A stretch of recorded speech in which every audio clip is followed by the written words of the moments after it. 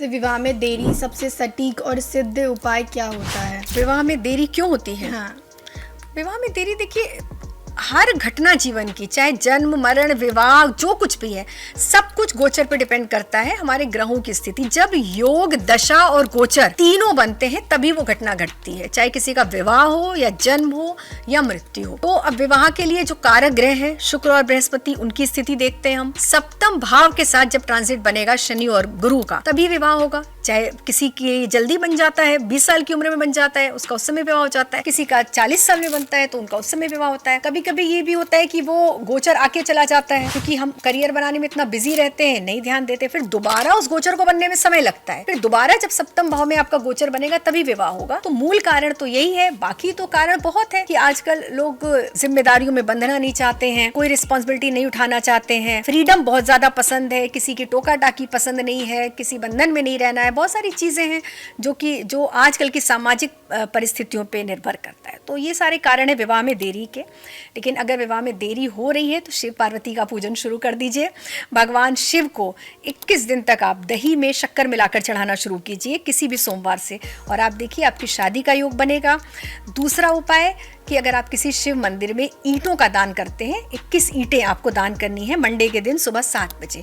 आप ये करके देख लीजिए।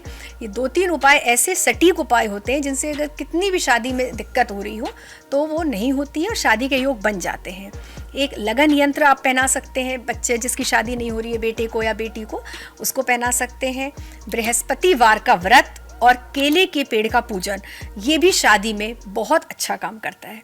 तो अगर किसी लड़की की शादी नहीं हो रही है तो उनको बृहस्पतिवार का व्रत रखना शुरू कर दीजिए और भगवान विष्णु की आराधना शुरू कर दीजिए। और जैसे कि विवाह में काल सर्प दोष बहुत ज़्यादा विघ्न डालता है, तो इसमें क्या करना चाहिए? देखिए, विवाह में काल सर्प दोष कोई विघ्न नहीं डालता। विवाह में मांगलिक दोष देखते हैं, मांगलिक दोष थोड़ा विघ्न डालता है। वो भी, उसमें भी बहुत ज़्यादा मिथ है कि मांगलिक, एक्चुअली देखा जाए तो 99% लोग मांगलिक होते हैं अगर हम देखें तो, कोई चंद्र कुंडली से, कोई लगन कुंडली से। लेकिन और वही सेम यहाँ पर ये सिद्धांत भी है कि 99% कुंडलियों में ये दोष कैंसिल भी हो रहा होता है। तो लोगों को ये तो पता है कि बनता कैसे है, लगन में बन गया, सप्तम में बन गया, अष्टम में बन गया, 12वें भाव में आ गया मंगल, तो आप मांगलिक हो गए। लेकिन इस पर यह ध्यान नहीं होता कि वो दोष कैंसिल भी होता है। तो ज़्यादातर कैंसिल हो जाता है। जहाँ कैंसिल नहीं होता है वहाँ पर मंगल की पूजा करानी आवश्यक होती है। वहाँ पर आप मांगलिक दोष की पूजा करा के और विवाह कर सकते हैं।